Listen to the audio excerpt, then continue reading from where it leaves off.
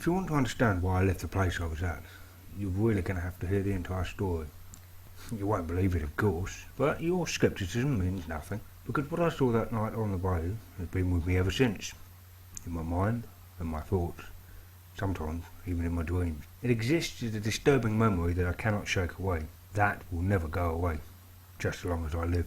It will be one of those things so terrifying that it will still just be as keen in my mind on my deathbed as it was the day it occurred. But whether or not you believe me, I'll tell it to you anyway, if not only to serve as a warning.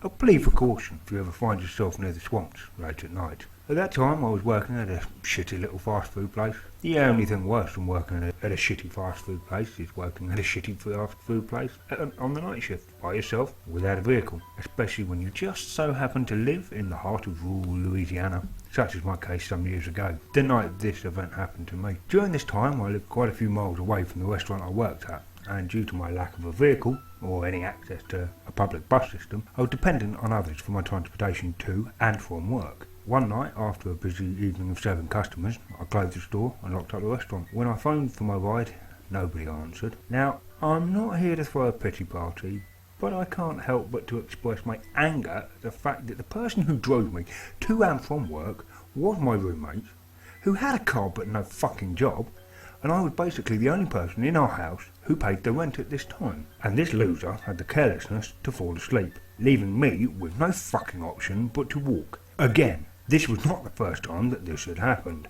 The first time this had happened, it took me an hour and a half to get home, walking briskly. And to those of you who have never been to rural regions of Louisiana, you have no clue. Here we have what is called a bayou. It's basically swamp. Thick, murky, moist, fog-laden, mosquito-swarming, gator-infested, crappy-smelling swamp, with thick tall grass, cattail, cypress trees and heaps of pond scum. And I just so happened to live on the bayou, all the way down a long dirt road with hardly any streetlights and thick swamp on both sides of the road.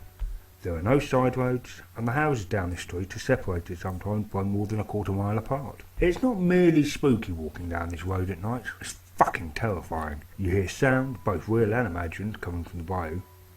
Chirping, croaking, howling, grunting animals, the rustling of leaves and the branches in the canopies of the cypress trees, and the splashing water from underneath them. That's the worst. You can hear the sound of something lurking nearby, abruptly dunk underwater. It could be a turtle, a snake, or an alligator. You never know. You just keep walking with your teeth and hands clenched tight, hoping nothing crawls through the tall grass next to you and onto the road. Or even worse, the subtle dunking sounds, the sudden splashes that happen when you're walking and scare a toad or a frog and it jumps into the water. The sound makes you almost shit yourself as you begin a running spree that lasts about 3 seconds before you realise what it was. And then you're left with your heart pounding so hard that the sound of your blood gushing in your temples scares you just as much. These are the types of things that happen when you're in the bayou. This is what I had to look forward to that night as my arsehole roommate slept sprawled out on the sofa with the television set probably tuned into reruns of the Three Stooges and the Marx Brothers. And don't get the impression that I simply called once and gave up. You can trust that his cell had around 7 or so missed calls, 3 very unfriendly voicemails, and several aggressive text messages. I could just imagine his phone laying in another room of the house, softly vibrating, in my desperate attempts to reach him as he snored. But eventually I gave up, and having just about no other friends to contact in the area as a recourse, I stopped by a nearby gas station, grabbed an energy drink, and began my way back home. Now you must understand, the first 30 or so minutes of my walk isn't that bad. I'm still in the most populated part of town. There are streetlights, stores, houses, cars passing by in large numbers. That's important. If there are a lot of cars going by, you feel safer than when there's a very few cars going by. Because when there are only 1 or 2 cars that pass you by every 3 minutes, that means there could be a psychopath in one of those cars, and they may have enough time to stop by and murder you without being caught. But if there's a lot of cars around, there might be psychopaths passing by, but they'll most likely not kill you then because there are too many people around to witness the crime. At least, that's my reasoning. I digress. No psychopaths pulled up next to me as I walked to about this part of town. Next there comes a time in my journey where I have to turn down several suburban neighbourhoods and walk some streets to get where I'm going. And here's where things get a little less safe. I have to be a little bit more cautious. There's less traffic down these roads, and you never know when some punk or gang may be hanging about in an empty lot or house. He might mess with you or try and pick a fight or mug you or just take an empty bottle of malt liquor and bash the skull in. You know, as an initiation ritual or something. These are the thoughts that go through my head as I walk this region.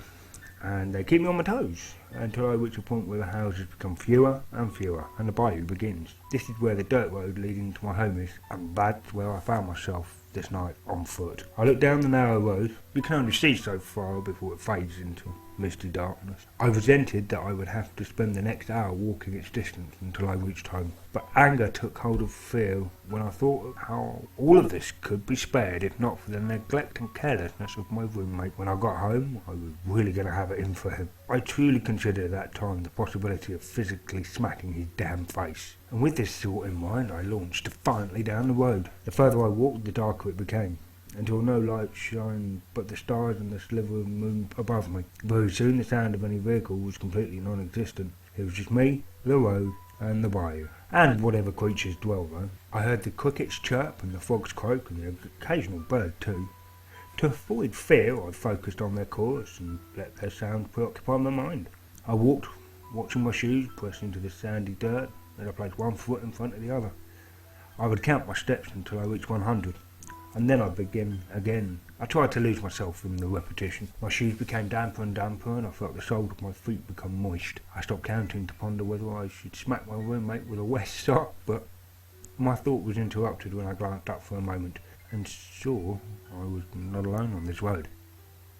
A sharp panic seized my heart, and I became very nervous. At a long distance up ahead of me, I could discern the soft silhouette of a figure. It was so far away that I couldn't tell whether it was moving ahead or in my direction. I froze. I could feel the blood gushing in my temples. What were the chances of there being some malicious punk wandering this street at night looking to rob me or pick a fight? This was the reassuring thought I'd had as I tried to convince myself that I was safe.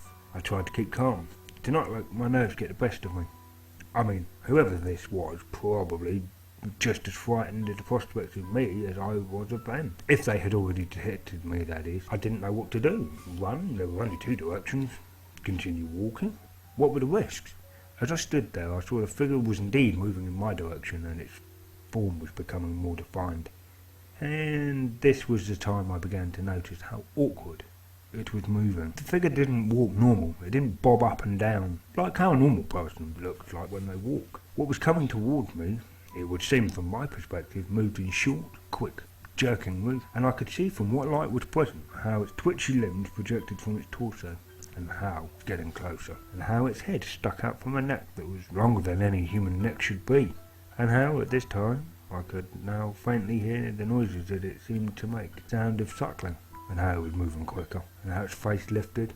I could see its eyes glare like glowing yellow beads, and how these wide, beady eyes locked onto mine, staring at me, and how it stopped, and how we were both there, motionless, yards away, looking at each other, and then how it let out the most ungodly human screech I have ever heard.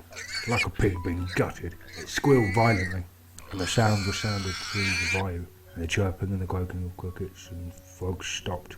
Everything stopped. And the rumbling and humming was all that could be heard afterwards. The rumbling and humming of a motor ahead, a vehicle speeding towards us, tires racing loudly. The thing in front of me hunched over and turned to see the headlight beaming our way. It hissed, getting down on all fours and pausing for a moment to turn back towards me, gawking at me with its wide eyes before crawling hastily into the swamp. The vehicle that scared the thing away was my roommate's car. He never saw it, whatever it was, and I never wanted to see it again. I moved out as soon as I could, and haven't been there since.